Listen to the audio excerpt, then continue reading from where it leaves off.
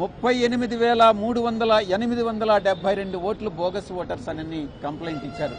దాంట్లో ఆ 32,000కి సంబంధించి 26,123 ఓట్లు జెన్యూన్ ఓట్లుగా తేల్చారు. అంటే ఇంచుమించుగా 67% ఓట్లు జెన్యూన్ ఓట్లు అన్నటువంటివి తేలింది. మేము ఒక్కటే చెప్పాం, ఆర్టీఐ కింద మేము సేకరించినటువంటి ఇన్ఫర్మేషన్ కరెక్ట్ ఇన్ఫర్మేషన్. ఆ సమాచారాన్ని బట్టి తెలుగుదేశం పార్టీ ఉద్దేశపూర్వకంగా వైఎస్ఆర్ కాంగ్రెస్ పార్టీ ఓటర్స్ని టార్గెట్ చేస్తూ ఉంది. కాబట్టి వైఎస్ఆర్ పార్టీ సింపథైజర్స్ని టార్గెట్ చేస్తూ ఉంది. కాబట్టి ఇటువంటి కంప్లైనెంట్ ఎవరైతే ఉన్నారో, కంప్లైంట్ ఇచ్చారో, తెలుగుదేశం పార్టీ తరఫున సురేష్ లాంటి వ్యక్తులు, దుర్మార్గులు ఎవరైతే బోగస్ కంప్లైంట్ ఇచ్చారో వారి మీద చర్యలు తీసుకోవాల్సిందిగా ఎలక్షన్ కమిషన్కి విజ్ఞప్తి చేయడం జరిగింది. ఎలక్షన్ కమిషన్ ఇక స్టేట్ ఎవరైతే CEO, election commission CEO Andhra Pradesh ఉన్నారో వారికి ఇటువంటి bulk complaints, bogus complaints accept చేయకుండా ఎలక్షన్ కమిషన్ ఆదేశాలు ఇవ్వాల్సిందిగా ఎలక్షన్ కమిషన్కి మేము నివేదించడం జరిగింది. ఇక నెక్స్ట్ ఇష్యూ,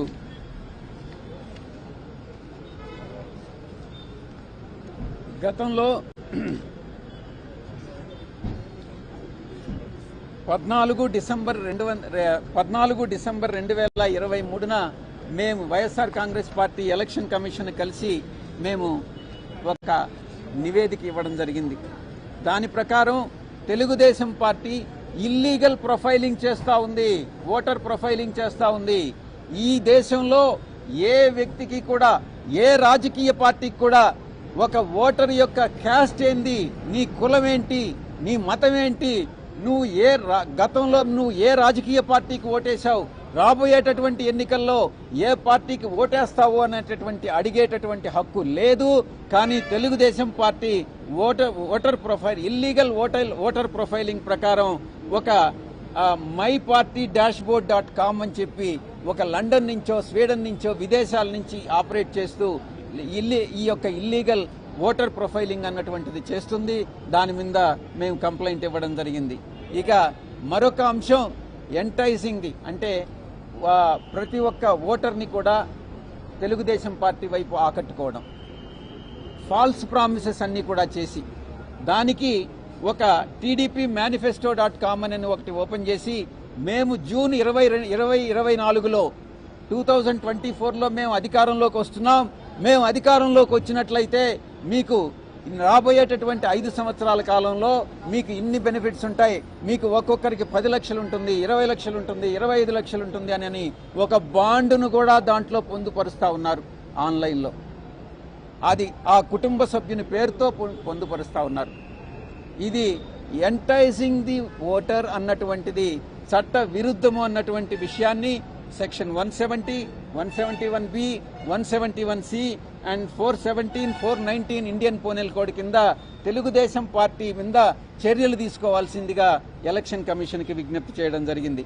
ఇక డూప్లికేట్ ఓట్స్, తెలంగాణలో ఎవరైతే ఓటర్లుగా నమోదు చేసుకున్నారో వారే ఇక్కడ కూడా ఆంధ్రాలో కూడా ఓటర్స్గా నమోదై ఉన్నటువంటి డూప్లికేట్ ఓట్స్ చాలా మంది ఉన్నారు ఈరోజు. అటువంటి డూప్లికేట్ ఓట్స్ అన్ని కూడా ఒక వ్యక్తి section 17, 18 of peoples representation act ప్రకారం ఒక ఇండియన్ సిటిజన్ ఒక దగ్గరే ఎలక్టోరల్గా ఒక ఓటర్గా నమోదు చేసుకోవాలి. ఇటువంటి డూప్లికేట్ ఓట్స్ అన్ని కూడా రిమూవ్ చేయాల్సిందిగా ఎలక్షన్ కమిషన్కి విజ్ఞప్తి చేశాం. ఇక తెలంగాణలో ఒక ఎన్రోల్మెంట్ డ్రైవ్ అన్నటువంటిది తెలుగుదేశం పార్టీ చేపట్టింది. చాలా బోర్డులు ఉంటాయి, డిస్ప్లే చేస్తూ ఉంటారు.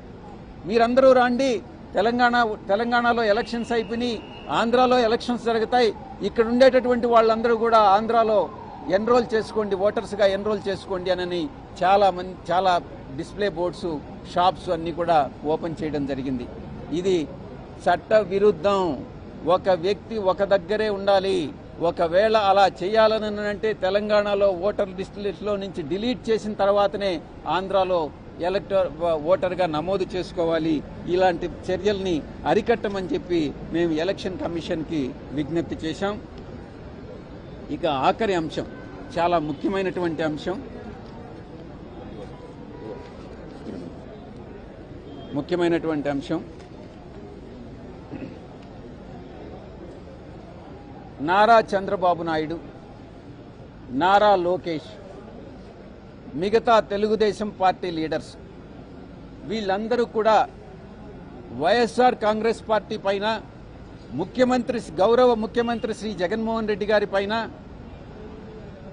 అసభ్యకరమైనటువంటి పదజాలం వాడుతూ, అది యువగళం పేరుతో నారా లోకేష్ చేస్తున్నటువంటి పాదయాత్ర కావచ్చు, చంద్రబాబు నాయుడు పెట్టేటటువంటి సభలు కావచ్చు, ప్రతి దగ్గర కూడా అసభ్యకరమైనటువంటి పదజాలాన్ని వాడడం మేము ఎలక్షన్ కమిషన్ దృష్టికి తీసుకొచ్చాం.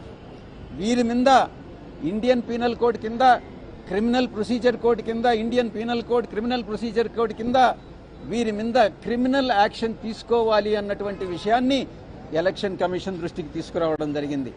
ఇంకొక విషయం, నారా లోకేష్ ప్రతి దగ్గర కూడా ఎక్కడ పబ్లిక్ని అడ్రస్ చేసినా నేను ఒక ఎర్ర బుక్, ఆ బుక్ ఇదిగో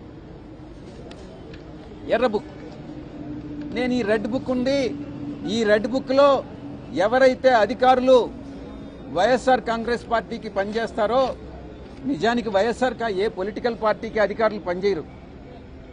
అధికారులు ఎప్పుడు కూడా బ్యాలెన్స్డ్గానే ఉంటారు. ఎవరైతే తెలుగుదేశం పార్టీకి వ్యతిరేకంగా పనిచేస్తారో, ఇవన్నీ ఆరోపణలు, వారందరినీ కూడా నేను ఈ బుక్లో వారి పేర్లు నోట్ చేసుకుంటున్నాను. మేము అధికారంలోకి వస్తే, తెలుగుదేశం పార్టీ మేము అధికారంలోకి వస్తే ఈ ఆఫీసర్స్ అందరి మీద యాక్షన్ తీసుకుంటాం, వాళ్ళని సర్వీస్ నుంచి డిస్మిస్ చేస్తాం, వాళ్ళని జైల్లో పెడతాం అన్నటువంటి థ్రెట్స్ అన్నీ ఇస్తా ఉన్నాడు, భయభ్రాంతులకు గురి చేస్తూ ఉన్నాడు. వీరి మీద, నారా లోకేష్ మీద, నారా చంద్రబాబు నాయుడు మీద తగిన చర్యలు తీసుకోవాలి అన్నటువంటి విషయాన్ని ఎలక్షన్ కమిషన్ దృష్టికి తీసుకురావడం జరిగింది. ఇక చాలా చాలా ముఖ్యమైనటువంటి అంశం, లాస్ట్లో ఒక అప్పీల్ చేశాం. ఈ యొక్క లోకేష్ మీద యాక్షన్ తీసుకోవడంతో పాటు ఈ డెరిగేటరీ రిమార్క్స్ ఇవన్నిటినీ కూడా నివారించాల్సిందిగా, ఆఖరిగా చివరిగా ఎలక్షన్ కమిషన్ని మేము ఒకటి నివేదించాం, రిక్వెస్ట్ చేశాం. తెలంగాణలో పార్లమెంట్ ఎలక్షన్స్, ఆంధ్రప్రదేశ్లో పార్లమెంటు కానీ అసెంబ్లీకి కానీ ఎలక్షన్స్ ఒకే ఫేజ్లో ఒకే డేట్లో పెట్టండి.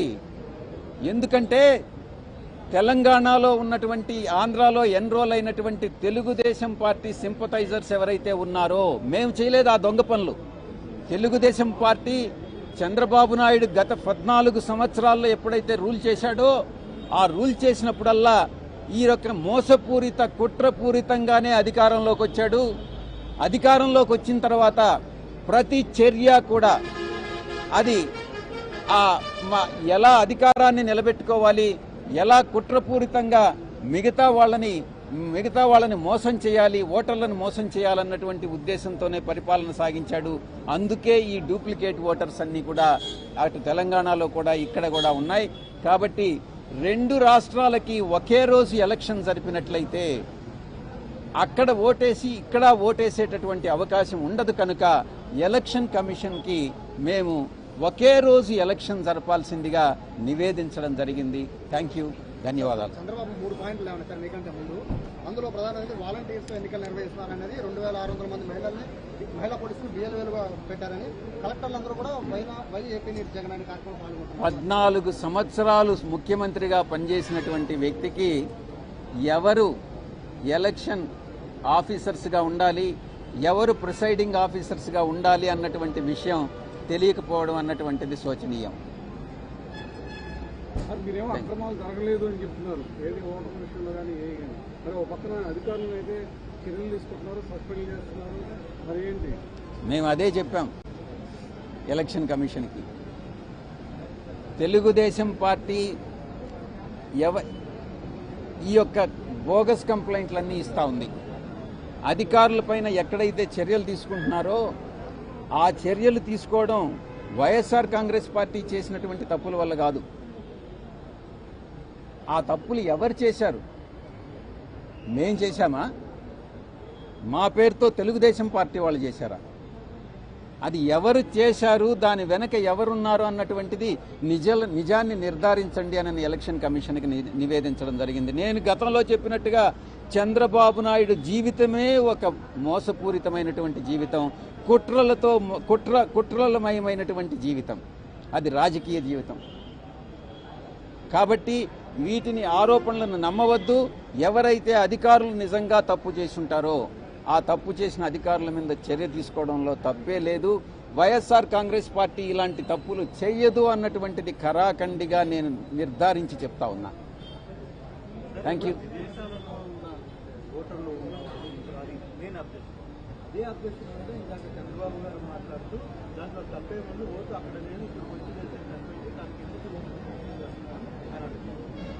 అక్కడ నుంచి నిజంగా ఇక్కడికి వచ్చి వేస్తే తప్పేం లేదు.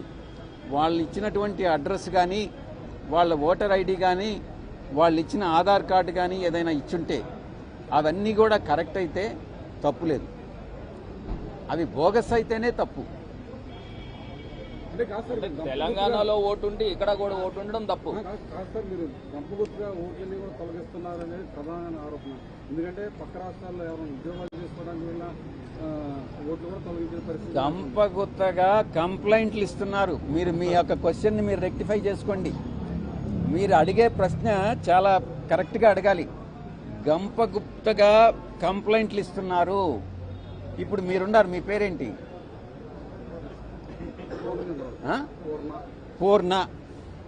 పూర్ణకి 175 నియోజకవర్గాల్లో ఒక 25 లక్షల మంది బోగస్ ఓటర్స్ ఉన్నారని ఖరాఖండిగా చెప్పగలడా? చెప్పలేడు. కానీ తెలుగుదేశం పార్టీ ఎలక్టోరల్ సెల్లో ఉన్నటువంటి కోనేరు సురేషు చంద్రబాబు నాయుడు, లోకేష్ ప్రోద్బలంతో ఈ విషయాన్ని చెప్తున్నాడు. దాన్ని మేము తప్పుపడుతున్నాం. పూర్ణకి అటువంటి అంత అవగాహన ఉండదు, ఆ ఇన్ఫర్మేషన్ ఉండదు. కానీ పూర్ణ